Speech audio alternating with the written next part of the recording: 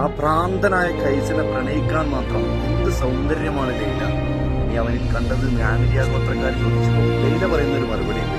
മജ്നുവിന്റെ സൗന്ദര്യം കാണണമെന്നുണ്ടെങ്കിൽ ലൈലയുടെ കണ്ണുകൊണ്ട് നോക്കണം. അറബിക് കഥകളിൽ നിന്നും പ്രണയത്തിന്റെ അവസാന വാക്കാണ് ലൈല മജ്നു. സൗദി അറേബ്യയിലെ റിയാദിൽ നിന്നും ഏകദേശം 300 കിലോമീറ്റർ അകലെയാണ് ലൈല എന്ന ഗ്രാമം. 7-ാം നൂറ്റാണ്ടിൽ അന്നത്തെ നജിദിന്റെ തെക്കൻ ഗ്രാമപ്രദേശമായിരുന്നു അഫ്ലജ്. അതാണ് ലൈലയുടെയും മജ്നുവിന്റെയും നാട്. ചെറുപ്പം മുതൽ ഒരുമിച്ച് കളിച്ചു വളർന്ന ലൈലക്കും മജ്നുവിനും പരസ്പരം അടങ്ങാത്ത ഇഷ്ടമായി. പാട്ടുകൾ പാടുമായിരുന്ന കൈസ് മരുഭൂമിയുടെ മണലിൽ പോലും ലൈലയെക്കുറിച്ചുള്ള പാട്ടുകൾ എഴുതി വെക്കാൻ തുടങ്ങിയതോടെ നാട്ടുകാർ കൈസിനെ ഭ്രാന്തൻ എന്ന് വിളിച്ചു.